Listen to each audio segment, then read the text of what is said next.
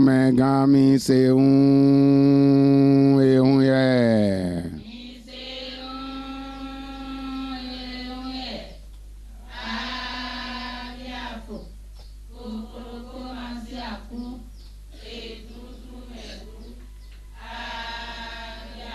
Kunde tasio.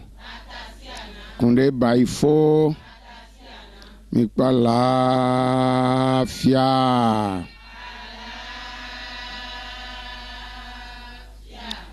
Le tronc est l'une des richesses du panthéon vaudou, encore appelé Papa Kumanini Koundé par ses adeptes. Pour eux, le tronc est le Dieu suprême, l'omniscient, l'omnipotent. Pour l'adorer, ils montent une loge qui incarne son esprit. Connue sous les vocables Glo-Vodou ou P-Vodou, la construction de tout temple tronc est un fait qui remonte à des origines dont l'histoire bouillonne encore dans les têtes du Hunogan, Hunakun, des Tondji victorins. Hunakun signifie les bagages que les rivières, les fleuves ne peuvent pas transporter. La mer arrive à les transporter depuis l'Europe jusqu'en Afrique et partout dans le monde. Ici, nous adorons le trompeteur de cas à Lafia, formule Kune de Djigbeti Mafala, Kune de Dji du Togo, Gbeti Mafala du Bénin, qui est mon père spirituel. Tron, que nous adorons, on l'appelle à tort et à raison ou pas. Je vais faire une clarification dans l'appellation et dans la nature même, le fondement même de l'esprit. Le tronc, quand vous dites tronc, sachez que vous dites Seigneur. Sachez que vous dites Dieu.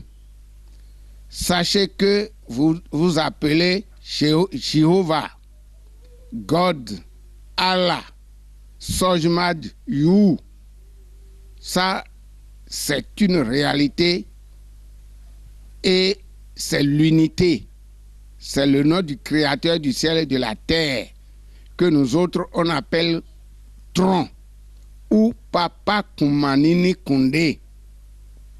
Comme les Blancs ont pris l'habitude dans leur langue d'appeler le Créateur du ciel et de la terre comme Dieu, Seigneur, dans notre religion, on appelle Dieu Tron ou Papa Kumanini Koundé. Maintenant, il y a une différence entre Tron et le Glo-Vodou. Le Glo-Vodou, ce n'est pas Dieu.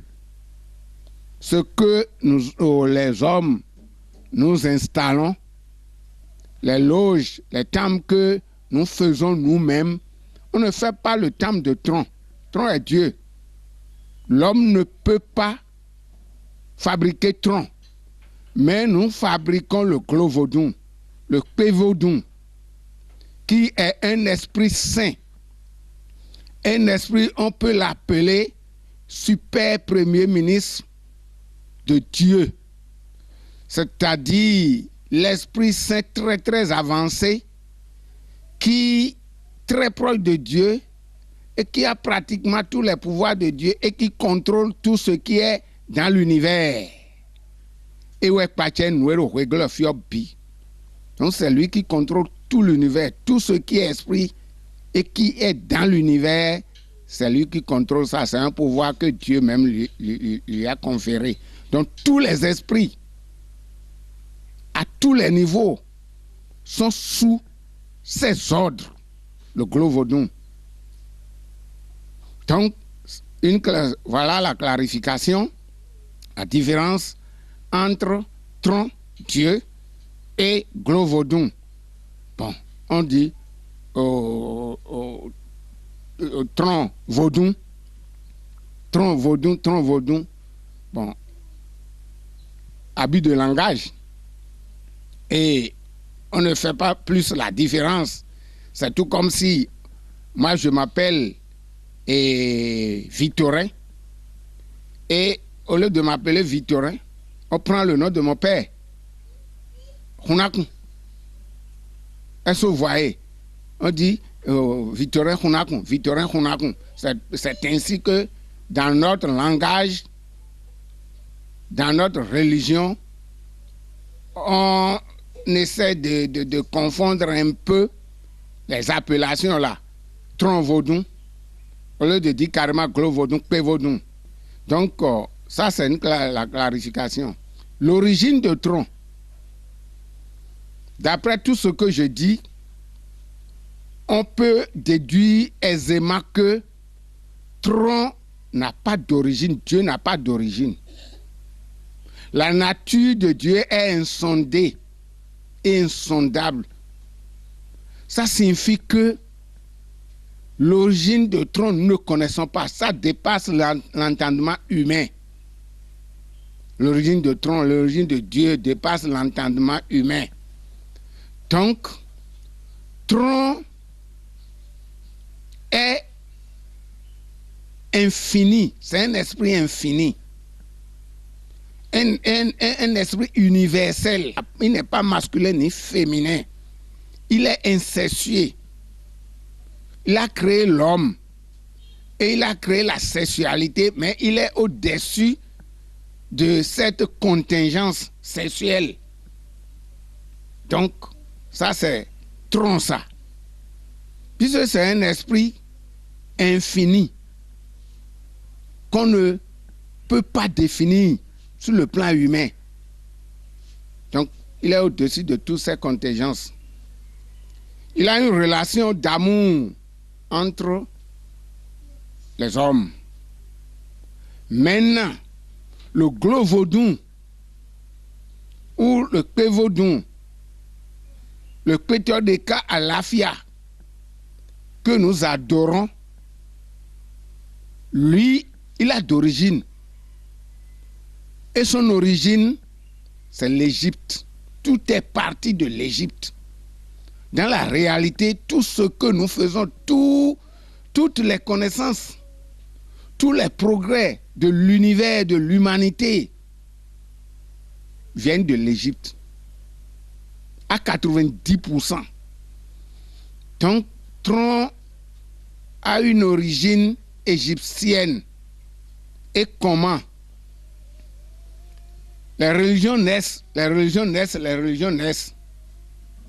Et chaque religion a son prophète. C'est ainsi que un certain Hicham, de prénom, de père Mama Seibou, qui sont originaires d'Égypte, Hicham, il a été appelé, puisqu'il était musulman pratiquant. Depuis, il est né pratiquement vers 1813. Il a commencé la prophétie, l'enseignement de l'islam, après 15 ans à peine. Et en 1945, il a vu en songe Dieu, tronc, qui lui confia une grande mission, qui n'est pas celle de l'enseignement de l'islam, mais une mission différente. Et il serait le prophète, le père fondateur d'une grande religion que nous appelons aujourd'hui la religion tronc. Donc Dieu l'a appelé. Il s'est débarrassé. Alors avant qu'il ne commence pas sa mission, Dieu lui a demandé d'aller en Arabie Saoudite. Et il est parti en 1846 en Arabie Saoudite. Il est parti, il est devenu El Hadj. Donc, il s'est perfectionné dans la culture spirituelle de l'islam, dans la culture universelle. Et il est resté 3 ans. De 46 à 49, il était là-bas et il se cultivait. Il cherchait pour mieux accomplir sa mission. Donc, sur le plan de la spiritualité, il était aguerri là-bas. Il est revenu en 49 en Égypte, dans son pays d'origine. Et là, il prépara maintenant sa véritable mission de prophète. Et en 1851, il s'est rendu pour une première fois dans le pays qu'on appelait la Côte de l'Or, Gold Coast, qui est actuellement l'actuelle République du Ghana. Donc, il est parti là. C'est Dieu qui l'a envoyé premièrement là. Parce que la sorcellerie, ça dit la méchanceté, sévissait correctement là. Dans un premier temps, il est parti dans le village que nous appelons Ahunjo. Ceux qui vont au Ghana savent que Ahunjo existe et existe encore là. Nos parents sont partis là-bas. Donc, il s'est installé à Ahunjo. Et il a fait une guérison. Il a fait des miracles incomparables, pratiquement à 100% pour tous ceux qui viennent pour demander la paix auprès de lui. Maintenant, qu'est-ce qu'il utilisait pour guérir dans cette contrée de Ghana? Il utilisait seulement la cola, la bougie et parfois le parfum, la cola et bougie, surtout la cola, puisque au commencement, c'est la cola. Dans l'évolution, dans le mouvement, c'est la cola et la fin, c'est la cola. Et jusque-là, dans la réalité, c'est ça.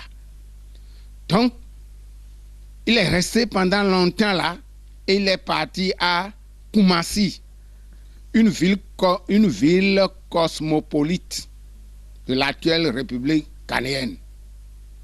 Donc là, les Béninois, pas immigration, les Béninois, les Togolais, les Voltaïques, c'est-à-dire les gens de la Burkina Faso d'aujourd'hui, qui sont des Morsi très nombreux à cet endroit en ce moment-là. Les